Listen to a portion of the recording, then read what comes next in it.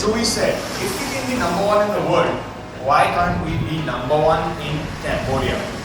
Because we are going to promote, we're going to launch, we're going to promote Brand India through Mahindra today.